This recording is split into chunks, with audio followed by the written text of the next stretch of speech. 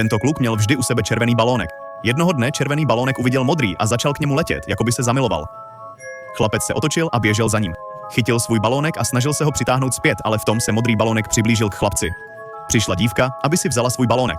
Kamkoliv chlapec šel, balónek zůstával s ním, i když šel do školy. Ale balónky nebyly v autobusu povoleny, tak balónek vyletěl nahoru a sledoval autobus ze vzduchu, jako by měl vlastní život. Každý, kdo to viděl, byl překvapený. Než vešel do školy, řekl balónku, ať zůstane venku, ale ten vletěl dovnitř střechou.